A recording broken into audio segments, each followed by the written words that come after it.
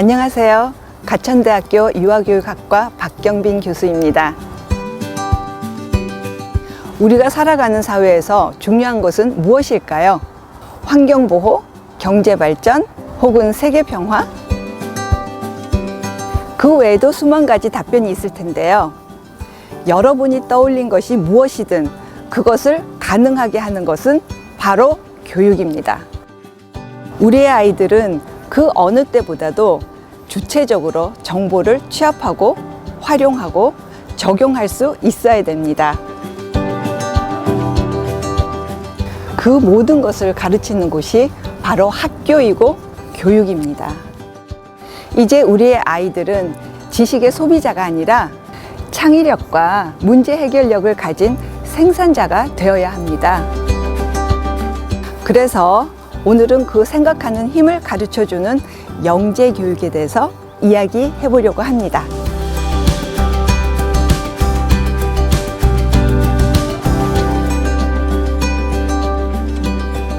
네, 영재 교육은 정해진 몇몇 아이들에게만 해당되는 게 아니냐고요? 그렇지 않습니다. 어느 누구도 태어날 때부터 영재인 것은 아니죠.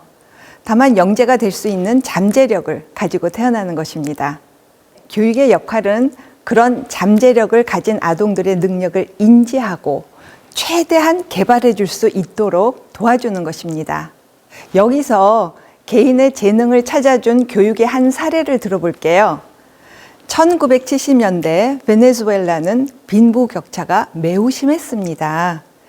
빈민촌 아이들은 마약과 범죄에 노출되어 있었고 이들은 방치되다시피 했어요. 이때 경제학자이자 음악가였던 아브레우 박사는 베네수엘라의 가난한 젊은 음악가들을 모아 오케스트라 활동을 시작하게 하고 또 동시에 빈민촌 아이들을 가르치게 하는 엘 시스테마 프로젝트를 시작했습니다. 빈민촌 아이들에게 음악을 통해서 재능을 발견하고 꿈을 키울 수 있는 기회를 준 것이죠. 어느 날 이 프로그램에 10세 소년이 들어왔습니다. 그래서 바이올린을 배우기 시작했어요. 그는 뛰어난 재능을 보여서 음악원에도 진학하면서 세계적인 지휘자가 되었습니다. 그가 바로 LA 필하모닉 최연소 상임 지휘자인 구스타보 두다멜입니다. 이 프로그램은 두다멜에게 음악이라는 새로운 세계를 열어주고 두다멜의 음악적 영재성을 키워준 것이죠. 이게 바로 영재 교육의 힘입니다. 엘 시스테마는 학생들에게 음악을 접할 수 있게 해주고 재능을 알아보고 길러준 진정한 교육이었죠. 비단 음악뿐만 아닙니다. 과학, 수학, 예술, 문학, 역사 등 이 사회에서 가치 있다고 여겨지는 여러 영역에서 잠재력이 있는 사람들을 찾아내어 그것이 아름답게 꽃필 수 있도록 체계적으로 도와주는 교육이 영재 교육인 것이죠. 우리는 영재 교육에서 특별히 알아두어야 될 것이 있습니다. 지능만 높다고 영재라고 하지는 않는다는 거죠. 자신의 마음을 다스려서 어떤 문제를 끝까지 해결해 보려고 하는 과제 집착력, 그리고 어떤 답이 이미 있다고 하더라도 새로운 답을 만들어내거나 아니면은 아이디어를 만들어내려고 하는 창의력, 이 세 가지가 함께 있을 때 진정한 영재라고 말하고 있습니다. 그러면 어떤 교육을 하면 좋을까요? 질문을 하나 해보겠습니다. 이 사진을 보고 어떤 생각이 드나요? 정답은 없습니다. 여러분의 생각은 어떤가요? 학생들에게 이 질문을 하면 보통 4가지 유형의 답을 들을 수가 있습니다. 첫 번째 유형의 학생들은 모르겠어요 라고 말하죠. 정말 모르는 걸까요? 아마 그것은 선생님이 기대하는 답을 나는 모르겠다 일 겁니다. 두 번째 유형의 아이들은 나 저거 알아. 저거 정육면체야. 꼭지점이 4개야. 라는 식의 답변을 하죠. 자신의 생각, 즉 의견을 묻는 질문에 지식을 꺼내 놓습니다. 세 번째 유형의 아이들 답변은 어땠을까요? 불안해요. 쓰러질 것 같아요. 라고 답을 합니다. 그래도 자신의 생각을 말한 아이들이죠. 하지만 왜 불안하게 느꼈는지 물어보면 금방 아니에요. 그렇지 않아요. 라면서 자신의 생각을 바로 바꿉니다. 즉 생각하기를 귀찮아하면서 조금이라도 어려운 문제에 부딪히면은 포기해버리는 아이들이죠. 마지막 유형의 아이들, 네 번째 유형 아이들은 창의적 사고력이 있는 아이들입니다. 그 답을 한번 들어볼까요? 보이지는 않지만 땅속에 저거랑 똑같은 물체가 대칭으로 들어있을 것 같아요. 또는 선생님, 저거는 제자리에서 계속 회전하고 있을 것 같아요. 팽이처럼 말이에요. 팽이는 돌 때는 쓰러지지 않지만 멈추면 쓰러지거든요. 라고 자신의 경험을 바탕으로 추론해낸 거죠. 이 아이들은 원리가 궁금한 호기심이 많은 아이들입니다. 어떻게 세웠는지 선생님이 묻지 않았지만 스스로 문제에 대한 질문을 던지는 아이들이죠. 대체적으로 이런 아이들이 창의적 성향을 갖고 있습니다. 자, 여러분 지금까지 저 사진 한 장을 두고 열린 질문을 했고 답변을 유형별로 분류해 본 것을 말씀드렸습니다. 이렇듯 아이들은 서로 다른 방법으로 생각하고 배웁니다. 하지만 학교에서는 같은 방법으로 가르칩니다. 이것이 혹시 문제가 될 수 있다고 생각하지는 않나요? 그렇다면 아이들 개인의 재능을 발달시켜 줄 수 있는 영재 교육은 언제 시켜야 할까요?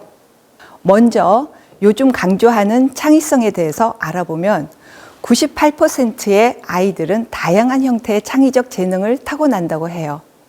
그런데 7살이 되면 37%, 8살이 되면 17% 등으로 연령이 더해감에 따라 창의적 재능이 감소하는 것을 볼 수 있습니다. 결국 7세 이전이 창의성 발달의 민감기이며 창의성 교육이 가장 중요한 시기라고 볼 수 있습니다. 또 다른 연구에서 대부분의 주요 뇌 성장이 6세 이전에 집중되어 있다고 보고했습니다. 우리 뇌에서 기억, 집중, 사고, 언어, 각성 및 의식 등의 주요 기능을 수행하는 대뇌피질은 유아가 풍부한 지적 자극을 제공받지 못하면 그 두께가 얇아져서 기능이 약해질 수 있다고 보고되었습니다. 결국 어린 아동일수록 교육적 효과가 큰 반면 교육의 부재로 인한 폐해도 굉장히 크다는 것을 실감할 수 있는 연구 결과들이죠. 그래서 영재에 대한 관심과 교육은 유아기부터 시작하는 것이 좋겠다는 것입니다. 우리나라의 경우 유아교육 교사, 초등교사, 또 학부형들의 70% 이상이 유아 영재 교육이 필요하다고 합니다. 가장 큰 이유로는 아동의 잠재력 개발이라고 했습니다. 반면에 영재 교육에 반대하는 이유는 무엇일까요? 과열 교육에 대한 우려이죠. 우리가 조심해야 될 문제입니다. 올바르지 않은 영재 교육은 오히려 역효과를 낼 수가 있습니다. 영재 교육이라는 미명으로 지식 암기 위주의 교육이나 기능 습득 위주의 교육은 교육을 받지 않은 경우보다 나쁜 영향을 초래할 수가 있기 때문입니다. 자, 이제 여러분의 영재에 대한 생각을 한번 알아볼까요? 다음의 질문들에 O 혹은 X로 생각해 보세요. 네, 영재 교육은 엘리트 교육이다. X이죠? 이미 체육, 음악, 미술 교육 등 예체능 분야에서는 개인 재능에 맞도록 교육하고 있는 것을 볼 수 있습니다. 학교의 역할은 개별 아동의 능력을 최대한 개발하도록 도와주는 것이고, 영재 교육은 학생들의 교육적 요구와 호기심 충족의 역할을 제공해야 한다고 볼 수 있죠. 2번, 3번은 함께 생각해 볼게요. 영재라면 가만히 있어도 영재성이 드러난다. 영재성은 불변한다. 즉, 한 번 영재면 끝까지 영재이다. X. 네, 누구나 적절한 환경의 제공과 잠재력의 개발이 필요합니다. 도전적인 과제가 없으면 나태한 학습 습관을 익히게 되고 잠재력이 사장되어 버릴 수가 있습니다. 우리 아이들은 환경과 자극이 적절하게 주어질 때 잠재력이 발휘됩니다. 영재 아동과 영재 부모들은 행복하다. 아닙니다. 능력의 차이는 우열이나 차별의 대상이 아닌 다름으로 이해돼야 됩니다. 영재들은 일반 학생들과 다름으로 인해서 발생되는 고민과 부적응이 있습니다.